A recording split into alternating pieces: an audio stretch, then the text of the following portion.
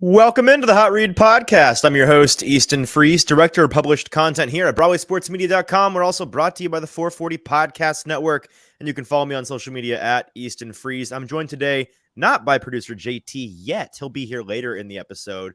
But first, my pal, Sam Phelan, Titans reporter over at A to Z Sports, gracious enough to join me today live from Minneapolis. Is that where you are in Minnesota? I'm in Eagan. I'm out Eagan, here by the Minnesota. practice facility. Yeah, so we're in like the burbs a little bit. Well, it's great. It's great to have you on the show once again. You're like I said, you're up in Minnesota covering the Titans and Vikings joint practices.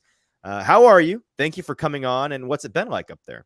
Yeah, I'm good, man. It's been hectic. It's busy out here with the Titans are not giving us a shortage of content or things to talk about or things to monitor. And Love as it. joint practices typically go, you've got, defense on one field, offense on another, and your head on a swivel as you're trying to keep up with everybody here. So, yeah, just trying to work at the pace that the practice commands each day and, stay on top of all the good info. We're going to get into all of the bits and pieces from joint practice the past 2 days with Sam here in just a second.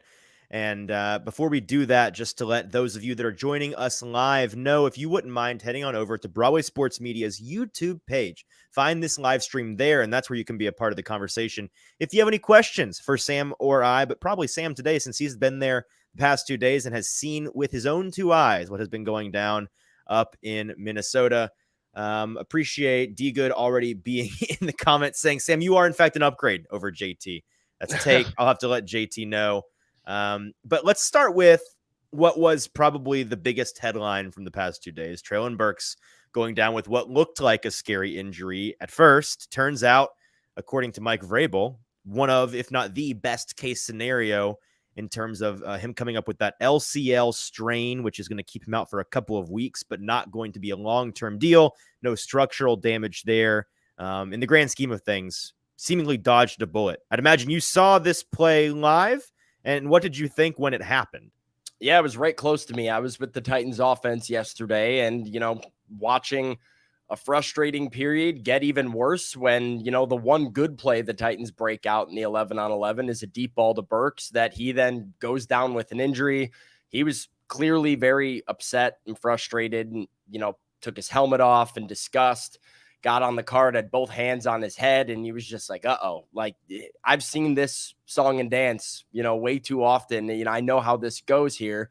DeAndre Hopkins, Derrick Henry, Ryan Tannehill all go over to console him with GM Ran Carthon, and then he's carted off kind of holding behind his left calf, left leg area. So not too worried about the ACL or MCL, but then, yeah, it comes out from Ian Rappaport late yesterday that it is in fact an LCL sprain. And you mentioned it, Easton. Mike Vrabel said after practice today, best case scenario, Treylon is still in Minnesota and Treylon is relieved. So for, a guy who was probably very frustrated and very scared yesterday, today, a lot of good news for Treylon as, maybe back on the field by week 1 or shortly thereafter, which is what the Titans need and what Titans fans want to hear.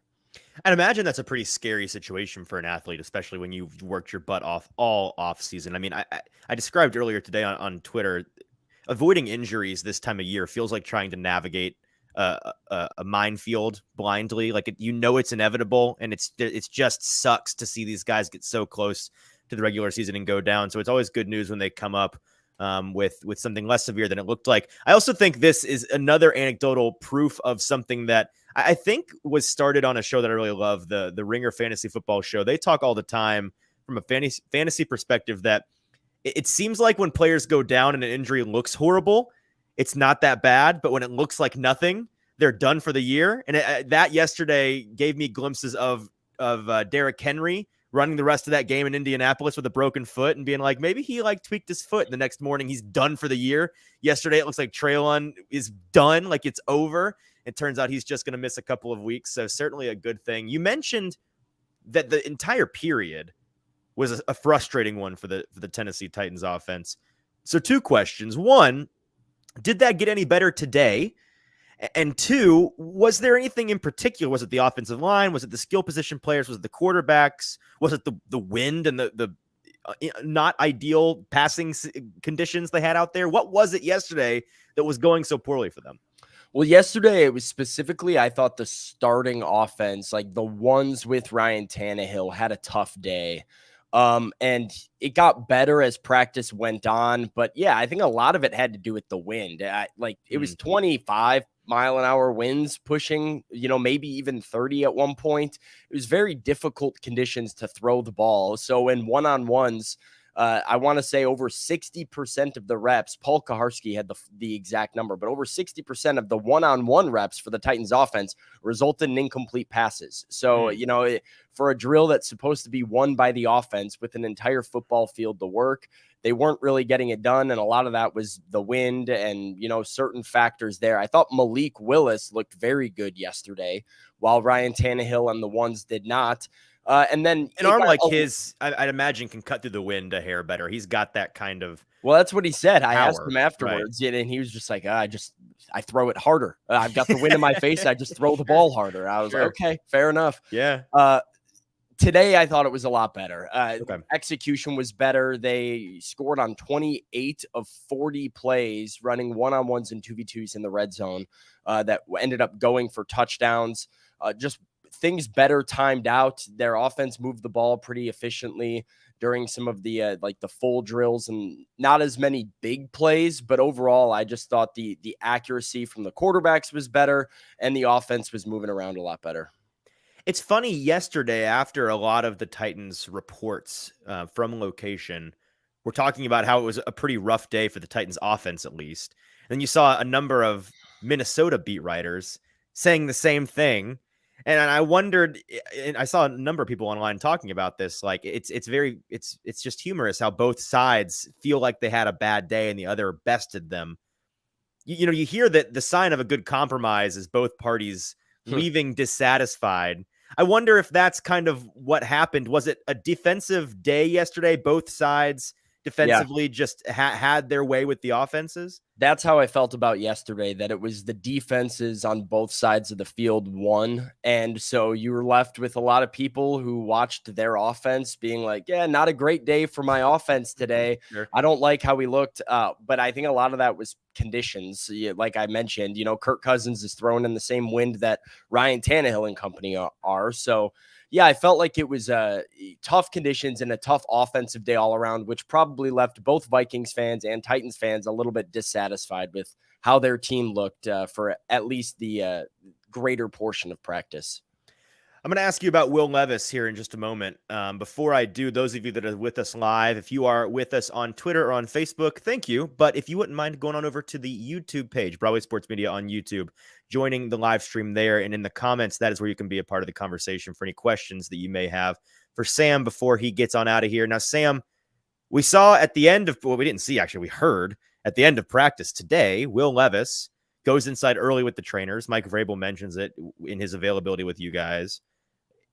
Did you see anything? It sounds like Kaharski pestered PR enough to get an answer as to the general area of the injury. He's got some sort of lower body concern, and his status for Saturday's game is TBD. What do you know about this, or is that the extent of our knowledge? Well, my knowledge of it was that Will Levis did not get on the field during the last period of practice, which was a 2-minute drill in which every quarterback was getting on the field. And so I asked Mike Vrabel after practice, hey, Mike, Will hasn't been getting in at the end of practice because he didn't get in at Wednesday afternoon either. Oh, interesting. What's kind of going into him not getting as many opportunities? And he responded by saying that he's gotten all the same reps that Malik has and, didn't get in yesterday, but that the plan was for him to get in for the 2-minute drill today, but he was taken inside early and that they would monitor him for the game on Saturday. So, yeah, you mentioned Paul Kaharski came out with the report that it was a lower body injury, something to do with his legs, I guess, is what we know so far.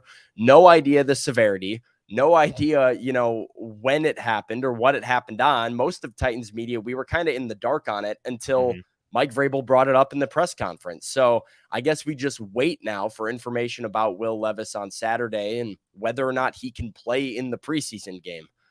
So do we still have no idea why he wasn't getting in at the end of practice yesterday? I think it was a time thing yesterday, to be Okay, honest. Like they gotcha. kind of got a little, I don't know. He's been working with the threes, and what you've Right. seen them doing a lot of is Tannehill, then Malik, then back to Tannehill, and then Will Levis, or with the third team at the end. So they do this ABAC sort of scheme here, and yeah, I think they just ran out of time yesterday, and they were trying to get him in today, but he went inside early. Looking at the defensive side of the ball, the first guy I have to mention is Tier Tart. Heard he got into a little bit of a scuffle today. What happened there exactly? Was it just heated emotions? What's going on? Well, Chippy, obviously, you're Sure. finally seeing another team that's not your own, and another jersey on the other side for some of these starters that don't play in the preseason. So yeah, things got a little chippy. There was a play blown up by the Titans defense, and some back and forth going on. And, I was on the other field at the time, but from what I've heard, there was a confrontation that resulted in Tier Tart throwing a punch, Mm. which kind of set off a little bit of a scuffle. And Tier did not continue with practice. He was back inside getting some weightlifting in and some training in. So talked to Jeffrey Simmons about it afterwards, and he said, yeah, I haven't talked to Tier yet, but I'm gonna. He knows our standard. He knows what we do. We know where the line is. He was over the line. So yeah, it goes into that. Keep your intensity, keep your emotion. Don't do dumb stuff to hurt the team. Speaking of Jeffrey Simmons, we've heard from a number of Vikings beat writers that he's been a problem up there in Minnesota. And for folks that follow the Titans, they know that is really the status Yeah. quo with News Jeffrey flash. Simmons. Jeffrey Simmons is good at football. Good player is still good at football. Yeah. But he and the defensive line, it sounds like both days had a really, really nice time. I also heard that he was chirping back and forth all day with Justin Jefferson. What was it like watching Jeffrey Simmons go up against an offensive line that wasn't the Titans for the first time this year? A day at the office. I mean, that's Big Jeff. Right. He's talking trash to the Titans offensive line every day in practice. 2 plays in, you hear him yelling about how easy it is that he just got a sack on Ryan Tannehill. So, like, that's Jeff. Yeah. Jeff goes out there, and he's an emotional player. He was talking to me about it after practice as well. Like, Mike Vrabel lets him be himself and play with emotion. He says, I'm a big boy too. Like I know where the line is. I'm an adult and I know how to go up until the line without crossing the line. So that was just Jeff being Jeff. He very, very competitive guy, very excited to be out there facing another team and, talking his smack as usual. And Justin Jefferson gave it right back to him. And like you said, the Titans defensive line bottled up pretty much everything in the run game over the last 2 days. Kirk Cousins talked earlier this morning about it and said they can tell why they're the number 1 rushing defense. So good day for the Titans offensive line, both yesterday and today. They gave the Vikings a lot of problems up front.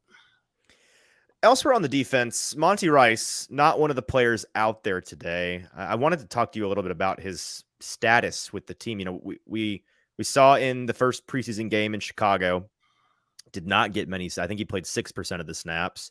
I don't believe he was out there with us on Monday. Yeah, nothing since the Chicago game. So he's not been. He wasn't out there either day in Minnesota either. No, he's been inside. He's with the team working inside. We've kind of seen him moving around in there, but yeah, he has not been outside practicing at all. I know we didn't ask on Monday. Has anyone asked about him to Vrabel, or are we just he doesn't talk about injuries? Okay, yeah. But are we assuming that's what it is? That it's an injury? I would imagine so. I'd imagine he's working through something from the Chicago game. Obviously not too serious if he's making the trip, right. But they'd like to have him out there for sure. I mean, he's competing for a job right now and trying to, figure out where exactly he fits in their defensive plans or in their roster, and see where his role is. Christian Fulton is a guy that has been impressing all of us since the beginning of camp, really. It's been contract year Christian Fulton pretty consistently. And it sounds like that didn't stop up in Minnesota. What did you see from him this week? He did it again today. I mean, like Justin Jefferson's going to get his. There's going to be some plays every once in a while that, he gets free and makes a play. But for the most part, let's put it this way. It was quiet. Like, you've got all these Vikings fans dialed in on the offense, ready to erupt, and they cheer every time there's a completion. And it was a pretty quiet day over Okay. at the over in Egan. So not too many big plays for the Vikings offense. Christian Fulton had a crazy one-handed interception in the back of the end zone. Got both feet down. He wants it to go viral, was really proud of We actually himself got and his video of that athleticism. online because we're not at Titans camp. How about that? Isn't that Yeah, we crazy? got video of it. Yeah. So that was very fun. Yeah, and I mean, this is what he prides himself on is playing really well against the best in the league. And I think he, held his own and did very well against Justin Jefferson this week. So kind of affirmation of all his offseason work, kind of, the affirmation for media who have watched him in Titans practice, kind of looking like he was excelling, seeing him go against the game's best and hold his own. Christian Fulton is improved and healthy, and I think Titans fans should be excited to watch what he does this year. Elsewhere in the secondary, was there anything to note just in terms of how they fared against a pretty good receiving core in Minnesota? Were you happy with or pleased by how they fared against those receivers? Yeah, I mean, they had a couple interceptions yesterday, 2-minute drill. Vikings ran 4 plays and turned the ball over twice and 2 interceptions. One by Roger McCreary, who kind of undercut a route on KJ Osborne and picked off Kirk Cousins. You had a ball batted in the air that was intercepted by Rashad Weaver. So they've been all around the football overall. Like I said, taking advantage of probably some poor conditions with the wind yesterday. Sure. But I think the secondary was really, really happy with how they did. Arden Key had some choice words for how he felt like the secondary did against the Vikings, which involved a couple expletives and a dominant day for the Titans, if you ask Arden Key. So, yeah. That's shocking. Yeah. So surprised that Arden was very out of character, that Arden was pumped up about a good day by the defense. But, yeah, Roger made a play.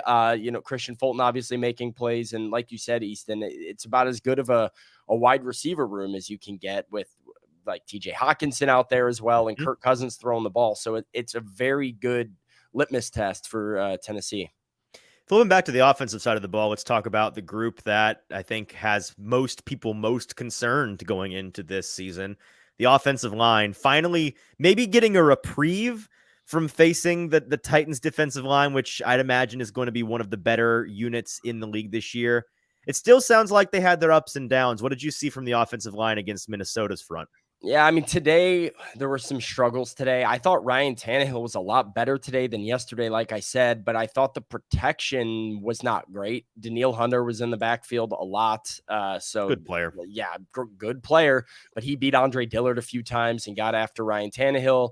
Really, with the offensive line, Easton, I'm really worried about the depth here. I'm really worried about the second. What depth? Second. I mean, they were bad today again. Like, they've struggled again. Malik's running for his life, and they've tried some different combinations to see what the best group is there.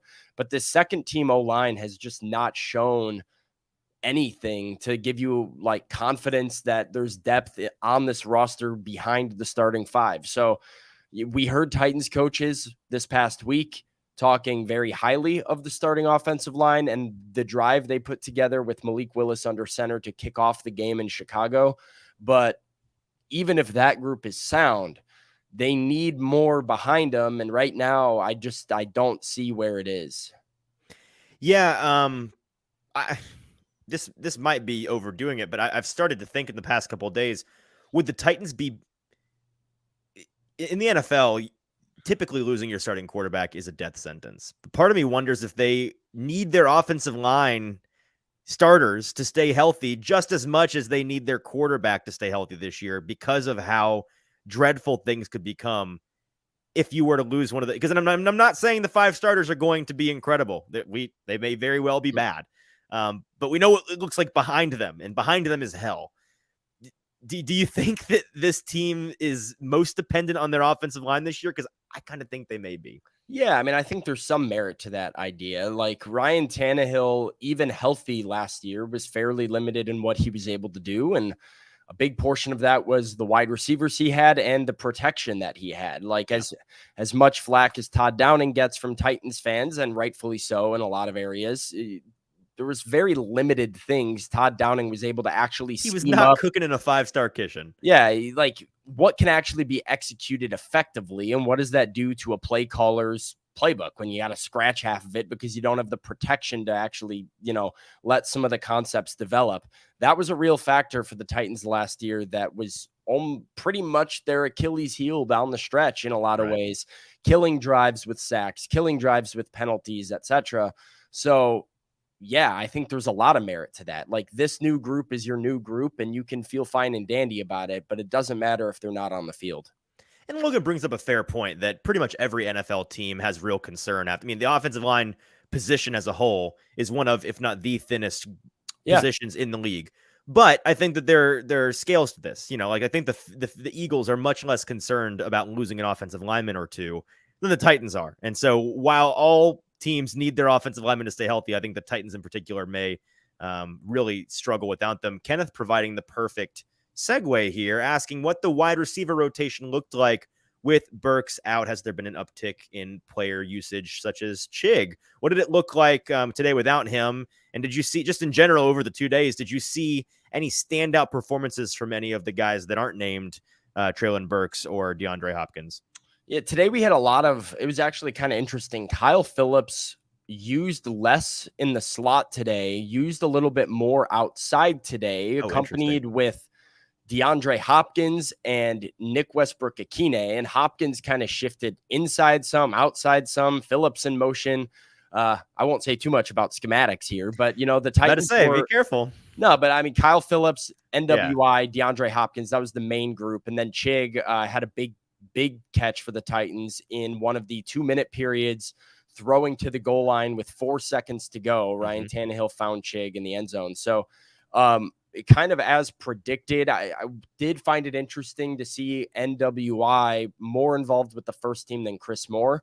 That was kind of a battle that I don't think they've had to make a decision on yet. But I've been reliably informed NWI may not make this roster, Sam, which is kind of tangential, but I wanted to get your take on what I think is a ridiculous idea. I've said he's a lock. I think NWI has been a lock, is even more of a lock's lock now that Treylon may or may not be on the roster for week 1. But yeah, they had him out there a lot with Ryan Tannehill in this first group. So I think you might see a little bit more of that. And, that probably speaks to Nick's experience in the offense and his reliability of being where he needs to be. And, there's value in that when you don't have a ton of depth at the position.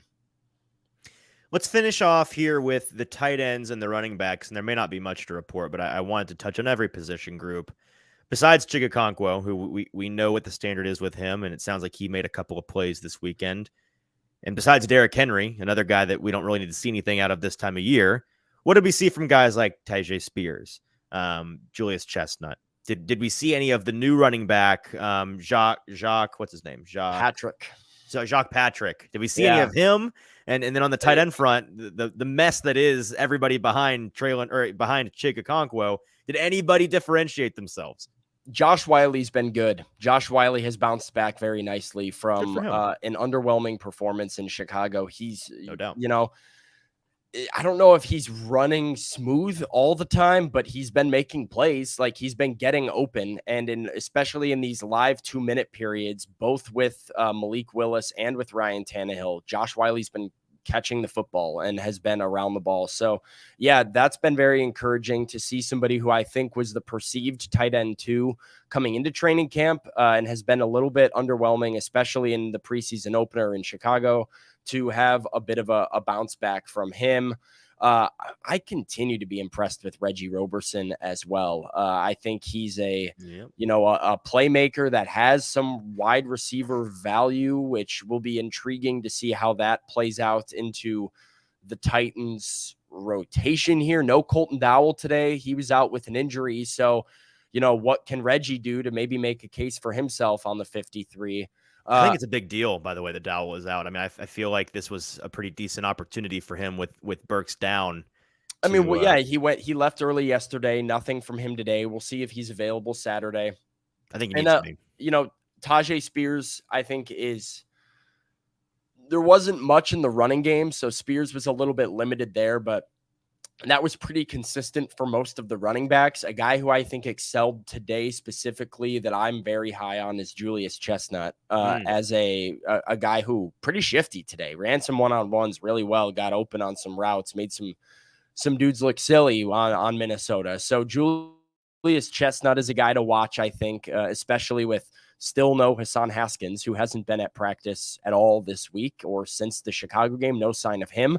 And then with Jonathan Ward going down in Chicago as well, Chestnut has an opportunity. I think he's taken advantage of that. Well, Sam, it's been fantastic having our firsthand source on the joint practices up in Minnesota joining us, and we appreciate every time you join the show. Tell the people where they need to find your work. Obviously, A to Z Sports, writing a lot this time of year. What are we working on right now? Well, we're a lot of writing for A to Z Sports. We're talking all the everything you need to know from joint practices, basically injury situations and my notes from practice. Players I felt like have stood out, including a quarterback that I think yesterday was the best quarterback on the field. Maybe surprise some people. So some stuff to look out for. A to Z Sports. My Twitter's Sam_Phelan. So yeah, gonna keep grinding away with the updates throughout camp and preseason action here. Awesome, man. Looking forward to seeing you back in Nashville. Appreciate you joining us. Hey, thanks, Easton. Hello, JT. Hello. How are you? I'm great. All right, we are done with Sam, who was fantastic today. Appreciate him joining us. JT joining me, coming fresh off the heels of his own podcast, the Profit Podcast, which we continue to plug on this show because we like when our friends succeed. And boy, oh boy, have we been making waves over at the Profit Podcast talking fantasy. We have, and I will just say that today might have been the most mind-boggling, mind-exploding, craziest reaction I've ever gotten on a podcast in my life today. There were some hot takes over on the Profit Podcast today as I get off the heels of it right now. No. The people want Sam back. They want you to leave. Well, I mean, I know we're going to get to this in a second. Okay. Like, to D Good's point, like today has just been a bash JT day over on twitter.com from a football show, catching a few strays. We're getting all into that. Don't worry about it. Don't you worry about that. To kind of me blowing up on TikTok yesterday, which was, it was fun. It was cool, I guess.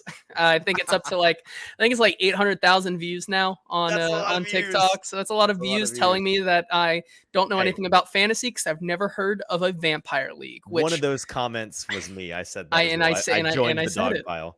Yeah. But yeah, hey, all press is good press though. That's what I'm saying. So it's all good, but I'm here now like you said, off the heels, ready to, kind of pick up where Sam left off here in Nashville, though. So, yeah, here in Nashville, and we are going to spend the back half of today's show.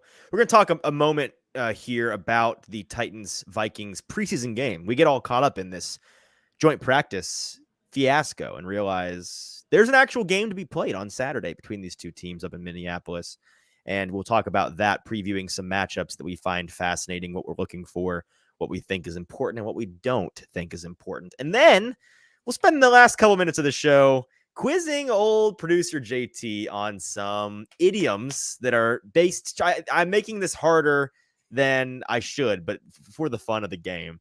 I've got 12 idioms here that are traditionally Southern phrases that I've grown up hearing my whole life. But I'm curious if JT is familiar with them, and we're going to talk about that. If you don't know what the heck we're talking about, we'll explain all of that in a moment. But for now, we'll continue talking football and pretend we are still a serious show for just a second as we discuss the Titans and Vikings preseason game coming up. And by the way, before we dive into this, those of you that are with us live, appreciate you being here. Do me a favor, head on over to Broadway Sports Media's YouTube page if you are not there, and check out the live show on that platform. That's where you can join the comments like Logan and D Good and Kenneth and become a part of the conversation. What are you looking forward to in this preseason game? Let us know in the comments. We love to have that discourse with you now. But JT, a couple of things, and I was filling in for our buddy Zach Lyons on a football show earlier today. So I'm already prepped and primed and have spoken far too many words today, but here we are. I have a couple of things in this preseason game that I'm looking forward to. One of which was seeing more of Malik Willis and Will Levis. Sounds like we may be getting a full Malik show now. concerning there on the injury front for Will Levis, of which we really have no idea what the deal is, but his status for Saturday is TBD. So going to put that conversation to the side because it may all be null and void come Saturday if it's Malik Willis all day long, or they go and find somebody just to fill in while they, just need a camp body while Will Levis is recovering. So quarterbacks to the side. I have a couple of answers to this question, but I'm going to put you on the spot here. Is there a position group or a player in particular that you're going to have your eyes on Saturday night in the preseason game? Kind of coming off the coattails of Sam there, Josh Wiley. How does he bounce back? Sure. In his second ever NFL game? I think that's really important. I think if there's another answer I could probably give, I'd say how much more time does this offensive line get?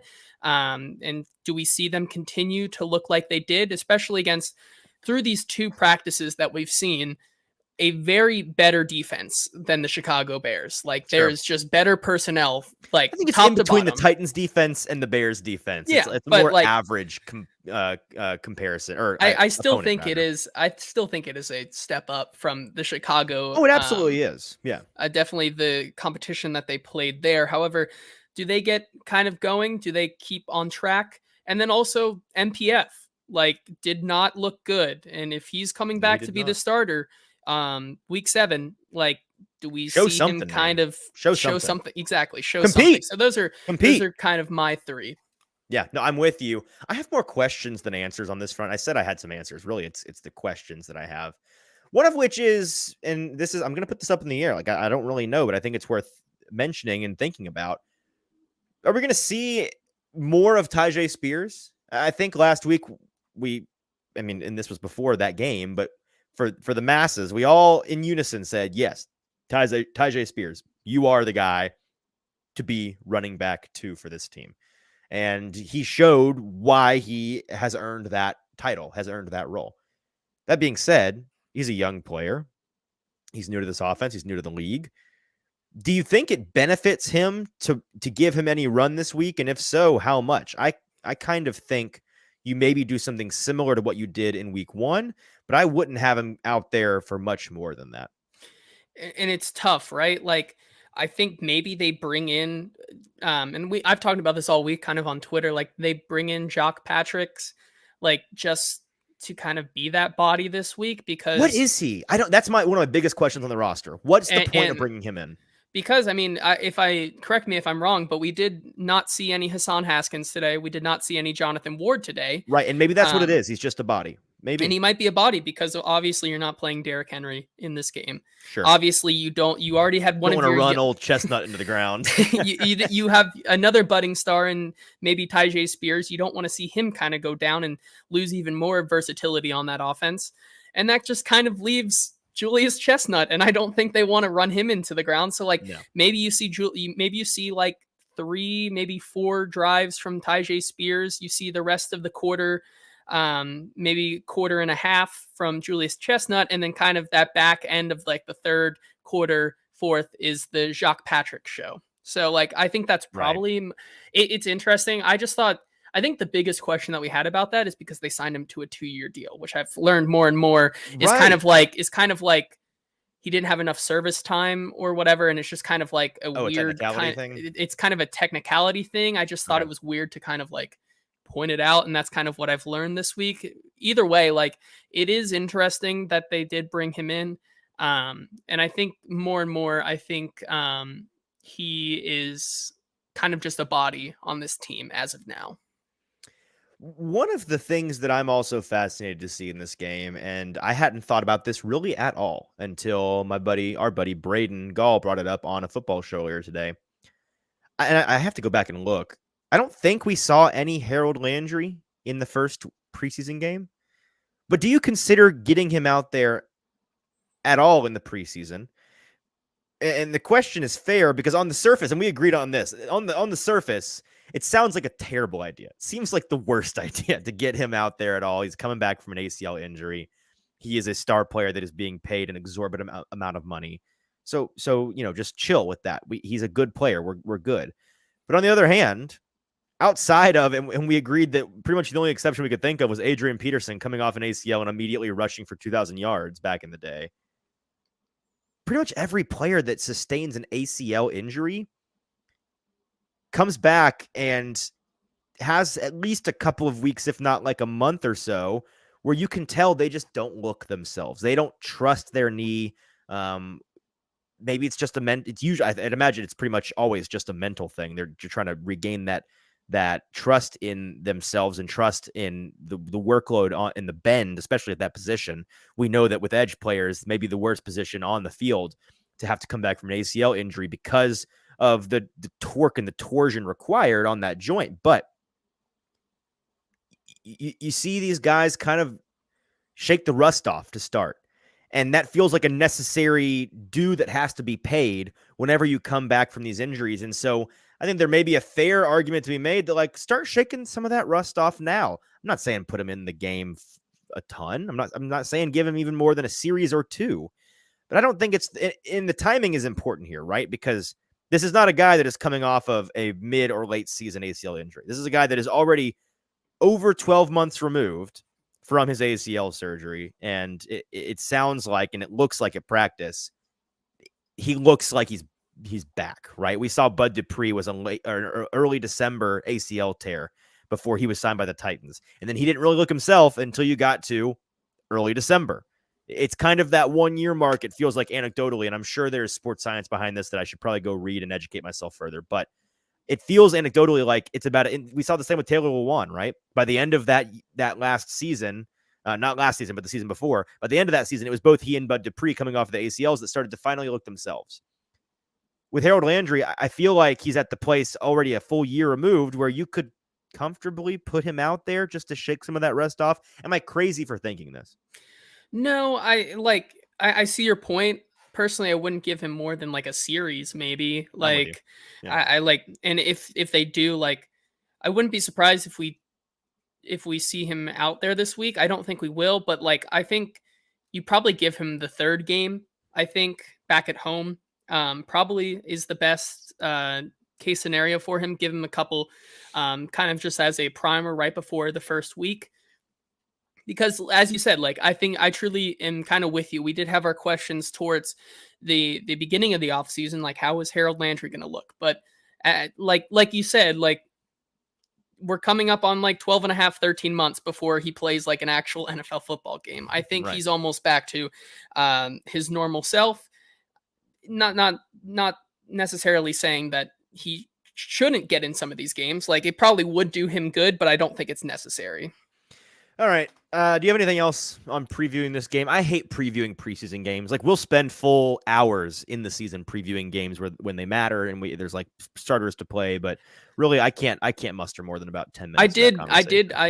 I don't know if you talked about it with Sam, but I do want your thoughts currently on Kicker Watch 2023 right now with the Tennessee Titans. Let's talk about that real quick because that is kind of a big thing on our show. It is a massive. I mean, we are a Trey Wolf production. Did you see an update today from camp? I personally did not see. I saw yesterday's where they were identical, pretty much. They were identical. Caleb Shudak missed 2 of them, where Trey Wolf only missed 1. Interested this week to see how that works again. Now, not in the Windy City, but in a stadium. Don't say that. Have you seen the practice how windy it is? It's a good thing you're in a dome. But they'll be in a dome. That's what I'm saying. So, yeah. I'm interested to see how that goes this weekend. Fingers crossed that this is like we said on Wednesday's show, maybe just like knee it down at like the 25 every single time and just like kick on third downs every single time, because that's probably the most important thing, especially like if Will Levis doesn't play. There really isn't any other storylines in this game that really matter to me right now besides like just kneel it down at different marks and just kick. I want to see 5 or 6 field goals in this game. I want the Titans to score 18 points and they're all field goals. Yeah, no, I'm with you. So let's transition to our final, not sports related, but very fun portion of the show today. So the backstory on this now 3rd episode on the 440 Podcast Network that this has been a topic. On Wednesday, our show Wednesday, which was fantastic. You should go check it out. I do my 53-man roster projection. And I have some interesting takes in there as to who will and won't make this team, but I think you'll find it fascinating. We also started that show anecdotally talking about conversation that JT, you and I had on Monday night with 9 of our friends or so. And we were discussing a couple of idioms, a couple of sayings that I have brought up on this show in conversation that y'all had never heard in your life. And those were worth your salt and making chicken salad out of chicken, you know what. And those were 2 things that you all made me feel crazy, gaslit the fool out of me for thinking that these were common sayings. You all looked at me like I had 4 eyes. I did then check that the literature backs me up, and we have documented cases of these things being used in writing all the way back to like the 1700s. Okay, so you're just uncultured, poorly read individuals. Well, now that I think about it, of the 9 friends who were gaslighting you, I don't think any of them are from anywhere below Tennessee. Yes, like they're all Midwest to Northeast people. So besides Cody, but he's from Miami. That's basically the New York of Florida. Let's be honest. That's so fair. It's also Florida. So like different. You different never world. know. I'm not sure Yeah. they read it all in Florida, to be honest. So that brought us to today's guest appearance by me on a football show. And Braden, being the crotchety old man that he is, took it. I did not bring this up to him pre-show. He said, "I'm going to bring up something about JT in this show. I need you to just play along." I said, "Oh, okay." And we were talking about how uncultured you are, and just how he alluded to you being about 9 years old. And I said, "Well, to be fair, I'm only about 10 by those standards. So we're both very young." I said, "I guess I'm just an old soul." But he ran down a number. I don't know if you tuned into this portion of the show. It was later on in the show. He ran down a number of sayings, just general non-region specific sayings, to see. He was trying to quiz me as a young guy to see if I recognized them. And being the old soul that I was, I did recognize all but one of them. And one of them I'd heard, but I didn't know what it meant. But that inspired me to then come on today's show. And we're going to end today. I have right here a list of 12 regionally specific Southern idioms or sayings that I have grown up my whole life hearing and know what they mean. And I want to see if you have 2 questions. 1, have you heard of them? And 2, do you know what they mean? Okay, so we'll go one by one and see just how well-versed you are in regional dialect and regional sayings. What do you say? Yeah, sure. Let's do it. Before we do that, can we just answer this one? I don't know if this is one that's on your list here, but Z Dean says, yesterday Traylon made me nervous as a long-tailed cat in a room full of rocking chairs. No, and I've never heard that, but that's I have no idea what that means. Z Dean, I don't know if you made that one up or we're both dumb on this front. I feel like that's not that common. Maybe it is where you're from, but that is, I'm adding that to the Rolodex. I'm adding that down in my vocabulary for sure. If anybody, by the way, any of you that are listening live have any idioms that are your favorites or you think we'll never heard of, leave them in the comments. We'll try to address them by the end of the show. All right, JT, number 1. The first idiom is "if the creek don't rise," and I can use it in a sentence if you'd like me to.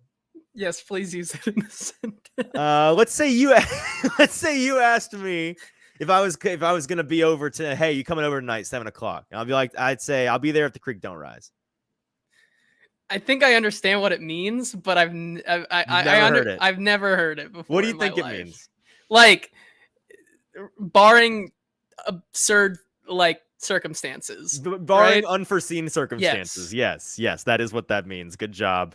Half point. Is that like a national? Is that like what is that like? Like based here or like what? These are all sayings that are based. I got these ideas. These are all things that I'd heard, but I got the idea for them from an online article, Southern Living magazine. Not sure if you're familiar with Southern Living, but I think it's very much. It's like a Georgia, Alabama, Tennessee, North Carolina, Arkansas. Just the SEC basically. It's an SEC magazine. Let's be honest. All right. And so these are things that I think are very South. I'd say they're Southeast, American South, traditional South based. Okay. The next one doesn't amount to a hill of beans. What? Never? Okay, let me use it in the sentence. No, please use it in a sentence. If you were to say, "Hey, Easton, did you I don't know, did you post that article on Twitter already?" And I'd be like, "Oh, you know what? I haven't," but that doesn't amount to a hill of beans. I think I like. I'm not sure on this one. Like It means it's no big deal. It's not worth much. A hill of beans is not just a hill of beans ain't worth nothing to nobody. So it don't amount to a hill of beans. You never heard somebody refer to a hill of beans before. No, I've not. That's surprising to me. I've heard that quite a bit growing up. The Okay. third one, till the cows come home. I'd be shocked if you're not. Okay, so Yes. you've heard this one. I feel like you have to know. All right, Yes, so we're familiar with what does it mean? Like, and William says that's definitely a real saying. So like, okay, It is. good to know.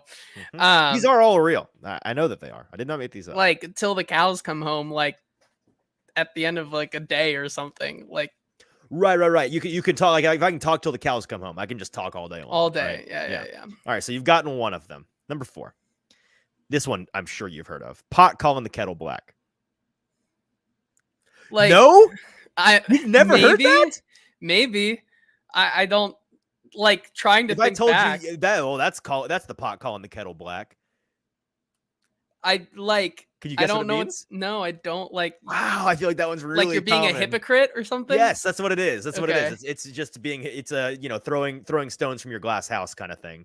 Okay. Wow, that one is super. I feel like you've heard it and you just forgotten it because that one. Maybe I feel just like don't pay attention. You know. Maybe you should just like listen more. Maybe. All right, number 5. Fly off the handle. Yes. Like. Okay. Just like Yeah. lose your mind. Yes. You can go crazy. He's flying off the handle. Okay. So we've Yes. gotten 2 of 5 so far. Number 6. If I told you that dog won't hunt, what do I mean?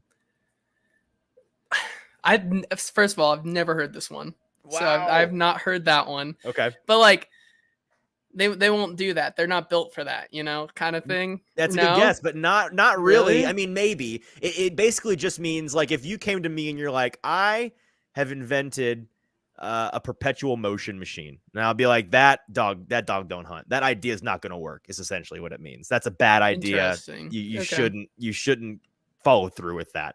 So that's what that means. Number 7 here. This one is, I feel like this one's more niche. You're not going to know. Okay. If I referred to somebody, and I do sometimes, I'm kind of a mean person sometimes, but if I referred to somebody to you as saying that the sun comes up just to, they think the sun comes up just to hear them crow. You ever heard that before? I've not heard that before. You never heard that Zach Lyons guy?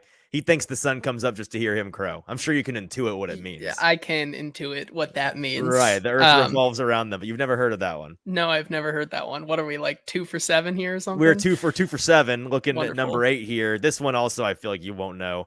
You ever heard can't never could? That's just like a bunch of words, man. That's like just a bunch of words. You never heard can't never could? No. Oh man, it's Southern positivity basically. It's the equivalent of it's a double negative. It's the equivalent of saying you'll never know if you don't try, right? Yeah. Somebody who says they can't never could because they never tried in the first place. I understand. Okay. Okay, so we're 2 for 8 here. Have you ever heard somebody that's sweating like a hooker in church? Never heard that one. Never heard that one. I'm sure you can intuit. I can intuit what that means, but like, it's just when it's a hot day. It's hot out here. I'm sweating like a hooker in church. Never heard that. Wow, no, I have not heard that one. You Northerners, man. Okay, Yeah. all right, 2 for 9. Number 10. If I had my druthers, you ever heard that one? Druthers. You ever heard that word before? Like DURUTHERS. Druthers. If I had No. my druthers, it means it means druthers roughly translates to my way. So it's just if I had my way, Okay. if I had my druthers, JT wouldn't be an idiot and he'd know some of these idioms. Yeah. Okay. So he's 2 for 10. Looking at number 11, I've referred to you as this sometimes to your face, and you may have just not known what I meant. This guy's 3 sheets to the wind. You Have have referred means. to me. But no, but like in the context of when you've probably said it to me, I can What does it mean? infer. What does it mean? What does it mean? Someone may have hit the sauce a little too Somebody hard. plastered. Yeah, that's Yeah. what that means. Somebody that's Okay. 3 sheets to the wind is plastered. And I was fascinated when I was researching these. Like, what does that have to do with 3 sheets to the wind? Like, what does that mean? It's based in it's got nautical origins. 3 sheets to the wind is your 3 sails into the wind. I think what it roughly is referring to is when somebody's drunk, they just kind of go where the wind takes them, like they're a loose cannon and they're not in control anymore. They're just at the mercy of the wind and the direction of the wind. Like, I think that's what that means. So we're 2 for 11. Let's see if we can get 3 of these. Can we get 25%? We'll try. Well, I technically knew that one. Like, I knew you've known some of them, but you said you've not heard of them before. You can count that one because I've said it to you. So you've heard it. You said it to me, and I can infer. All right, can you get 33% here? Okay, we'll see. And Z-Teen said the porch light's on, but no one's home, refers to JT in this segment. Have you heard that one? Yes, I have heard that one. All right, good. All right. Doc says, heard at least 9 of them. I need to teach you more. This absolutely. Last one here. It'll all come out in the wash. I've heard. I think I've heard that one. Okay, so you've heard that one. What does that mean? Yeah, like it'll all be over soon or something. It'll all work itself out. It'll all work itself out. Yeah. All right. So that has been Idioms with an Idiot with producer JT. And I have had more fun in this segment than I think I've had in any segment on this show in a long time. JT, thank you for, you know what? If you should put together a list of 12 Northern sayings for next episode to quiz me on to see if I'm just really well read and brilliant like I think that I am, or if I deserve some just desserts and you can make fun of me for not knowing things that your inferior race of Northerners think that is a common saying. I will say that just one more thing on that. I will say, Braden, thank you for listening. I will be, you can get in contact with me for my special spot on next week's show to basically yell at me for not knowing any of these. Right. Old man yells at cloud on my lawn. Get off my lawn. Yeah, exactly. With that, we're done. This has been the Hot Read Podcast. Thank you for everybody tuning in live with us. We had a lot of fun today.